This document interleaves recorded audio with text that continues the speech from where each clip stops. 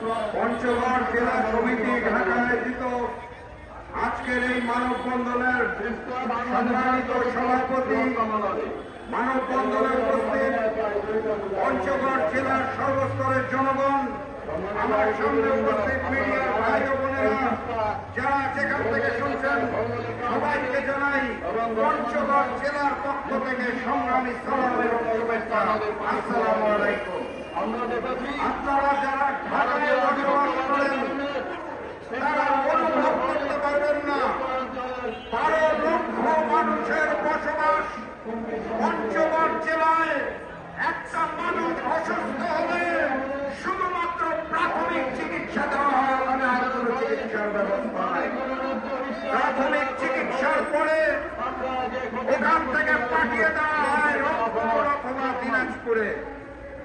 প্রতিমধ্যে অ্যাম্বুলেন্সে থাকা অবস্থায় একজন নয়, দুজন নয়, প্রতিদিন, প্রতিনিয়ত, প্রতি মাসে, প্রতি বছরে পঞ্চগড়ের মানুষ পরের চিকিৎসা নিতে যাওয়ার পথে রাস্তার মধ্যে মৃত্যুবরণ করে। পঞ্চগড়ের মানুষ আজকে এই ঢাকা শহরে প্রেস ক্লাবের সামনে কোন বিনোদনের জন্য দাঁড়ায় নাই, কোন অন্যায় দাবি নিয়ে দাঁড়ায় নাই।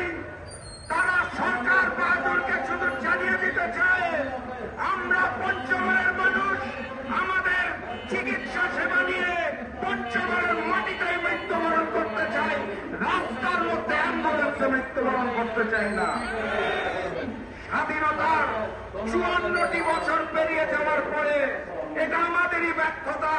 আমরা অনেক এমপি পেয়েছি, মন্ত্রী পেয়েছি, স্পিকার পেয়েছি, কিন্তু পঞ্চগড়ের মাটিতে একটি মেডিকেল কলেজ অথবা হাসপাতাল বানাতে পারি নাই।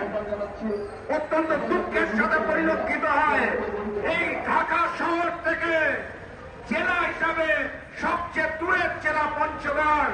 এই কারণেই সম্ভবত বাংলাদেশের ইতিহাসে কোন সরকার বাহাদুরের কানে ওই পঞ্চগড়ের মানুষের আত্মনাদ ঠিক মতো পৌঁছায় নাই। পঞ্চগড়ের মানুষ চিকিৎসা সেবার দাবি নিয়ে দাঁড়িয়েছে।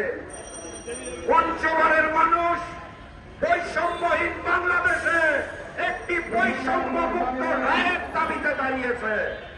পঞ্চগড়ের মানুষ বলে নাই অন্যান্য জেলাকে বঞ্চিত করে সব সুযোগ সুবিধা আমাকে দিয়ে দাও। বাস্তবতা হচ্ছে 2023 সালে চীন সরকার 1000 শয্যা বিশিষ্ট পঞ্চগড়ে বানাতে চেয়েছিল। ভারতের নির্দেশনায়, ভারতের আপত্তিতে শেখ হাসিনা সীমান্তবর্তী অঞ্চল হওয়ার কারণে 2023 সালে চীন সরকার যে হাসপাতাল বানাতে চেয়েছিল তার কাজ চিরতরে বন্ধ করে দেয়। আজকে শেখ হাসিনা মুক্ত বাংলাদেশে আমাদের সুযোগ এসেছে উত্তরবঙ্গে একটি 1000 শয্যা বিশিষ্ট হাসপাতাল এবং মেডিকেল কলেজ করা। চীন সরকার অর্থায়ন করতে চায়। অন্তর্বর্তী সরকার উত্তরাঞ্চলকে সিলেক্ট করেছে। উত্তরাঞ্চলের বিভিন্ন জেলায় যে তারা জমি দেখে বেড়াচ্ছেন, কিন্তু দুঃখজনক হল সত্য তাদের জমি দেখার লিস্টে পঞ্চগড় জেলার নাম আসছে না। বৈষম্য বিরোধী আন্দোলনে শেখ হাসিনাকে মুক্ত করে যে নতুন বাংলাদেশ আমরা পেয়েছি, সেই বাংলাদেশে আর নতুন কোন বৈষম্য মেনে নেওয়া হবে না।